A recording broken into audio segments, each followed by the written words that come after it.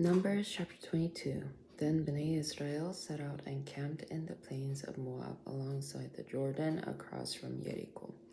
When Balak son of Zippor realized all that Bnei Israel had done to the Amorites, Moab became terrified because there were so many people.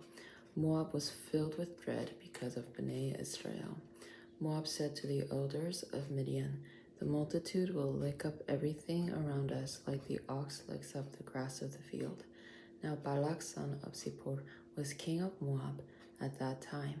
He sent messengers to summon Balaam son of Beor at Pethor near the river in his native land, saying to him, "Look now, a people has come out of Egypt. See now, they cover the surface of the earth and are settling beside me. Come now, curse this people for me, because they are too strong for me. Perhaps I may be able to defeat them and drive them away from the country. I know that whoever you bless will be blessed, and whoever you curse will be cursed." The elders of Moab and Midian left with divination fees in their hand. When they came to Balaam, they told him Balak's words. He said to them, "Spend the night here. I will give you an answer just as Adonai speaks to me." So the officials of Moab stayed with Balaam. God came to Balaam, and asked, "Who are these men with you?" Balaam said to God, "Balak son of Zippor, king of Moab, sent word to me.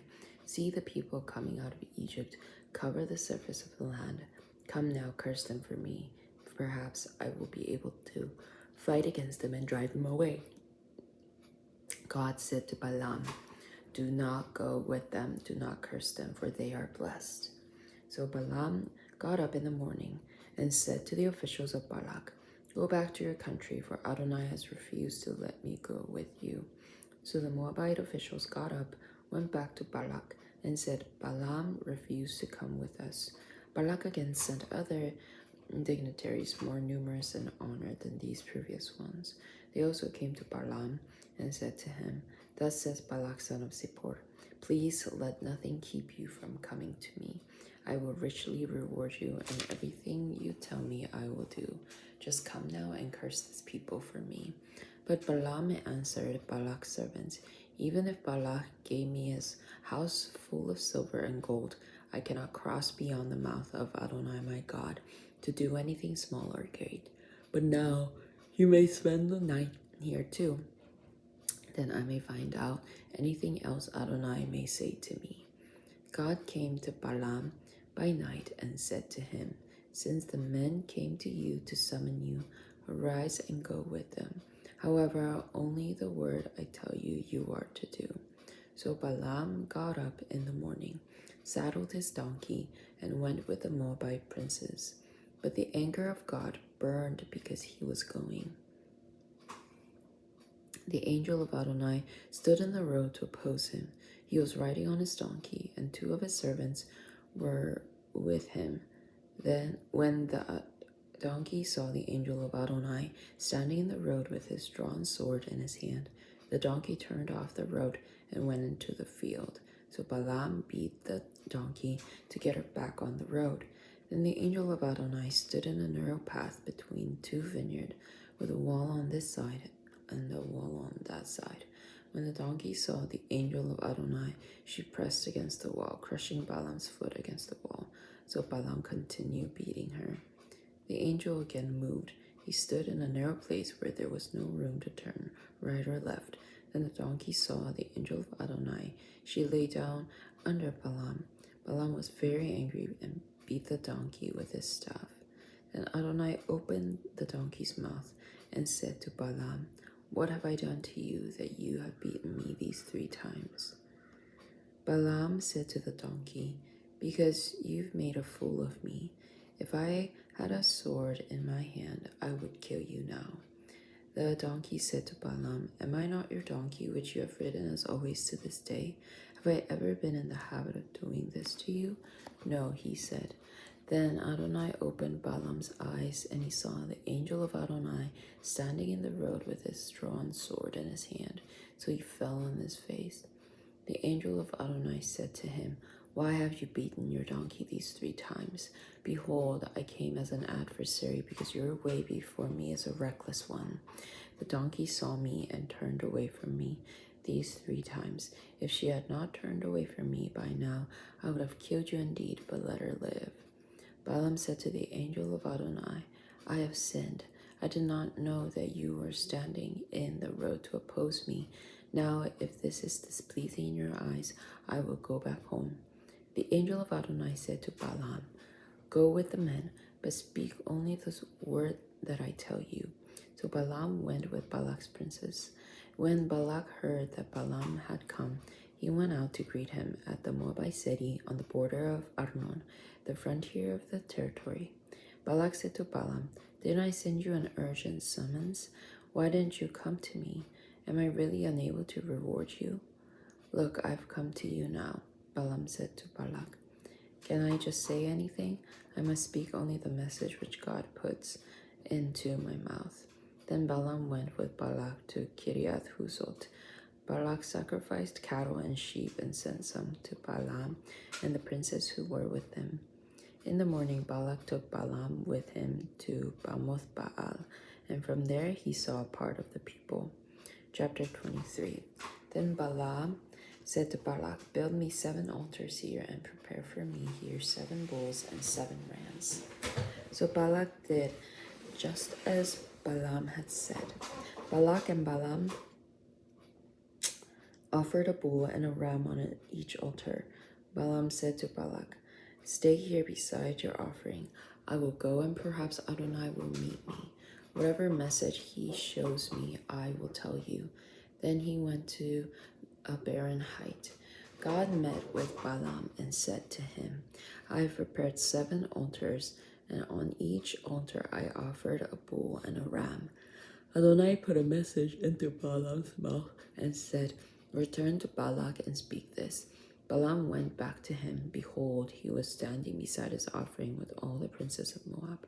Then he uttered his oracle and said, From Aram Balak brought me, Moab's king, from the mountains of the east. Come, curse Jacob for me. Come, denounce Israel.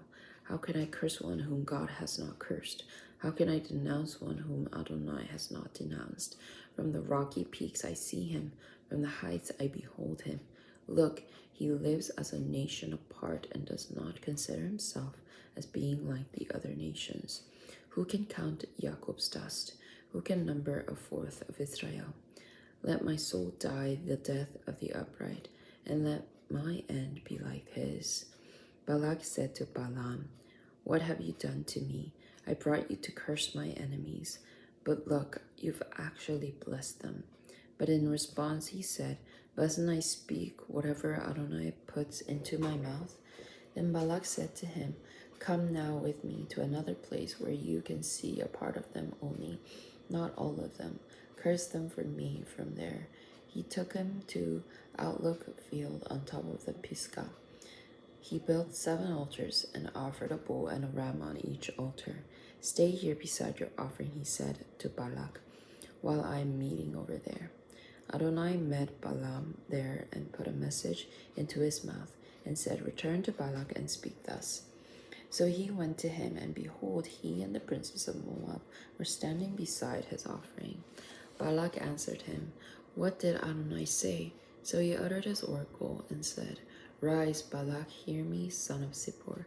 God is not a man who lies, or a son of man who changes his mind. Does he speak and then not do it, or promise and not fulfill it?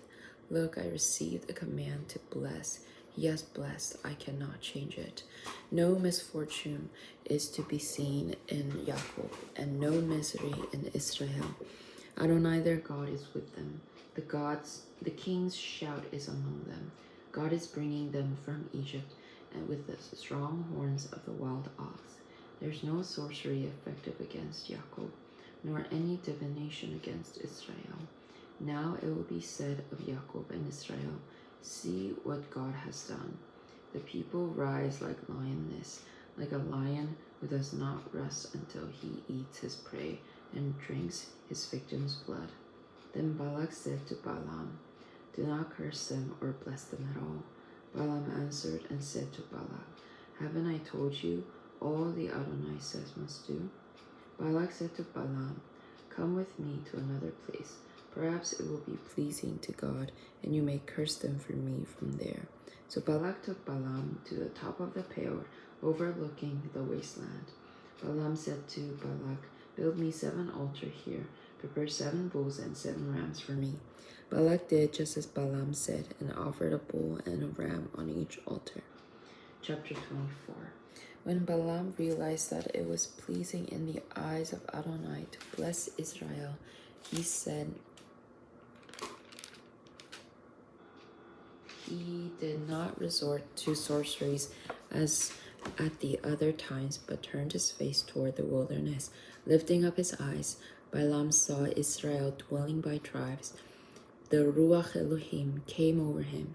He uttered his oracle and said, This is the oracle of Balaam son of Beor, and the oracle of a strong man whose eyes has been opened, the oracle of one hearing God's speech, one seeing Shaddai's vision, one falling down, yet with open eyes. How lovely are your tents, O Jacob, and your dwellings, O Israel. Like valleys they are spread out, like gardens beside a river, like aloes planted by Adonai, like cedars beside the waters. Water will flow from his buckets, his seed but by abundant water. His king will be greater than Agag, his kingdom will be exalted. God is bringing him out of Egypt. He is like the strong horns of a wild ox. He devours nations hostile to him. He will crush their bones. His arrows will pierce them. He crouches like a lion or a lioness. Who would rouse him? He who blesses you will be blessed, and he who curses you will be cursed. Then Balak became furious at Balaam and struck his hands together. Balaam said to Balaam, I summoned you to curse my enemies, but look, you have blessed them these 3 times. Now go home. I said I would reward you, but see, Adonai has kept you from reward. Balaam answered Balak, Didn't I indeed tell your messengers whom you sent to me, saying, If Balak were to give me his house full of silver and gold, I could not go beyond the mouth of Adonai to do good or bad from my own heart. Whatever Adonai may speak, I will speak. Now behold, I am going back to my people. Come, let me counsel you what these people will do to your people in the latter days. Then he uttered his oracle, the oracle of Balaam son of Beor, the strong man whose eye is opened, the oracle of one hearing God's speech, one experiencing Elion's knowledge, one seeing Shaddai's vision, one fallen down, yet with open eyes. I see him, yet not at this moment.